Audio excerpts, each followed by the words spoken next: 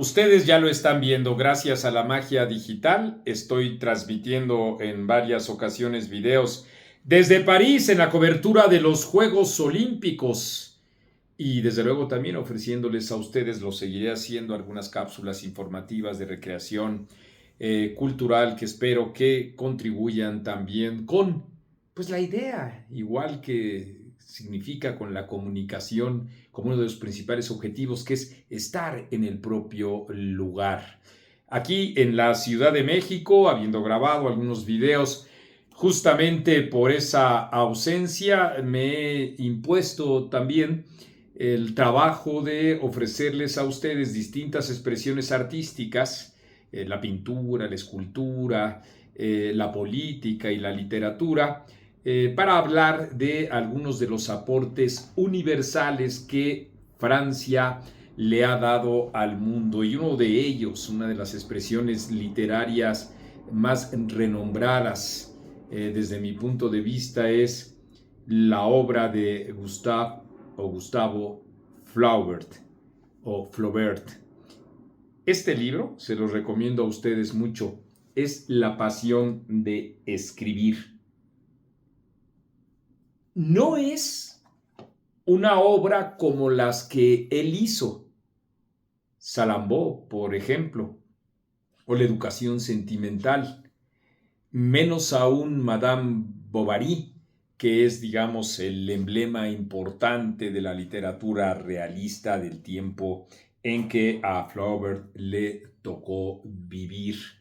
Y en efecto, él, con esa expresión literaria, dio un grandísimo aporte al mundo, no solo como un persecutor incansable, obsesivo, e incluso también me parece que neurótico por encontrar la palabra exacta dentro de su propia vertiente de el realismo como uno de sus principales exponentes.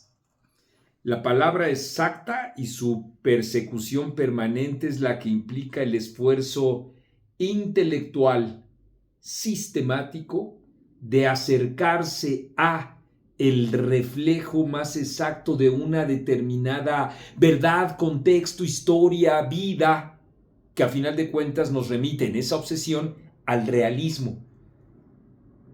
Justamente en el tiempo en el que la literatura y la pintura se imbricaban en ese sentido de búsqueda, Madame Bovary es, no me cabe la menor duda, una de las expresiones del realismo más acabadas de esos tiempos.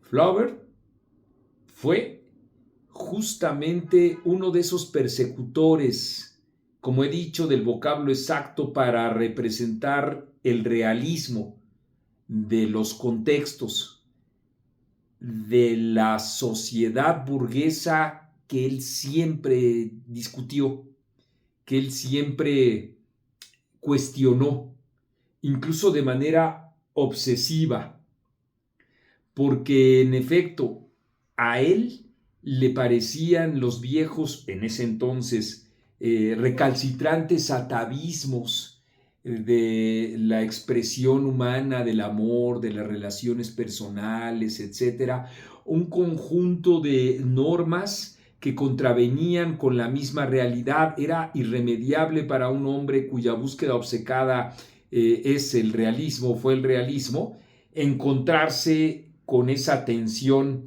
entre los parámetros burgueses, la sociedad burguesa y la propia realidad, una tan llena de apariencias, tan sujeta a las apariencias, en donde estas apariencias funcionan como si fueran lazos que definen comportamientos y que al definir esos comportamientos contradicen a la propia naturaleza humana.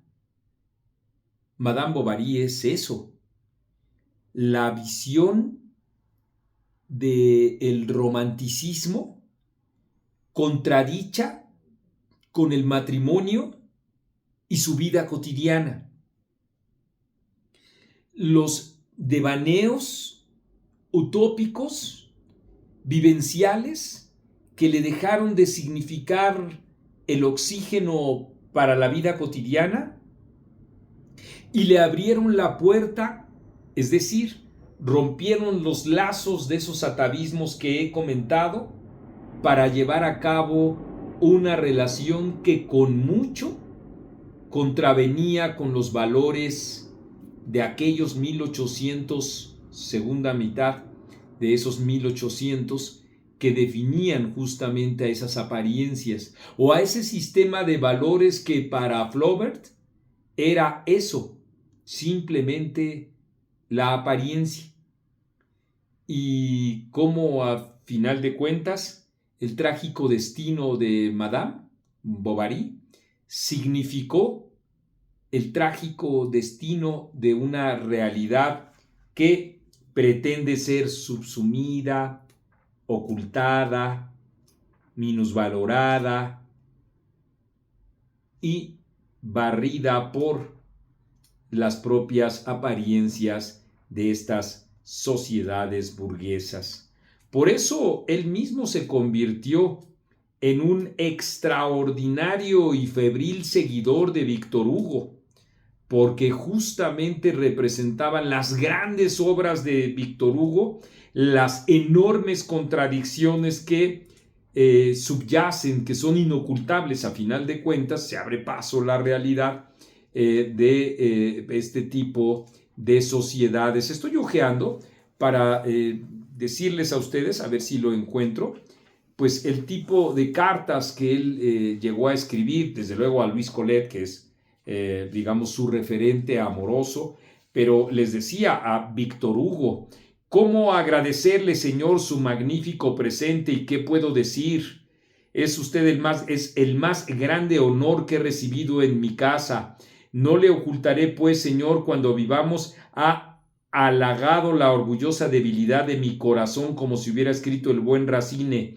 Honesto poeta, ¿y qué cantidad de monstruos encontraría hoy para pintar distintos de su dragón de oro y toro, y 100 veces peores que él? Una extraordinaria carta dirigida a Víctor Hugo y lleno de amor por Luis, él con pues estas obsesiones permanentes por viajar, viviendo de sus rentas, abogado trunco él, pero con la facilidad, digamos, económica y la disposición para hacerlo, para estar viajando a los Pirineos, a algunos lugares del África y retratarle a Luis Collet, pues todo lo que significa esos viajes para él y la distancia, igualmente que estas cartas dirigidas a su madre. Se los recomiendo mucho porque retratan a este hombre que murió como un anciano a los 59 años de edad, un año mayor que yo.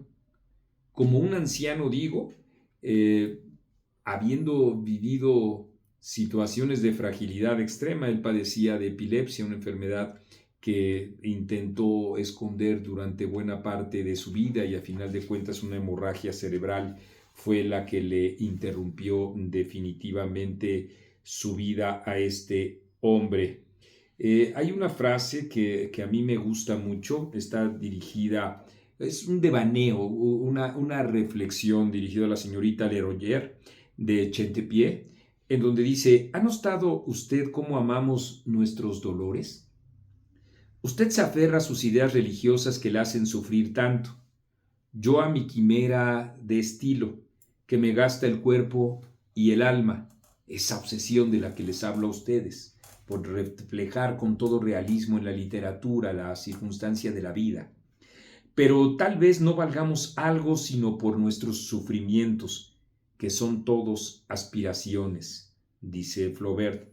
Hay tanta gente cuya alegría es tan inmunda y cuyos ideales son tan limitados que debemos bendecir nuestra propia desgracia si ella nos dignifica. Él es lo que hacía, bendecía su propia desgracia, se sentía con mucho mayor dignidad que la alegría fingida, que la alegría impostada, que la alegría decretada.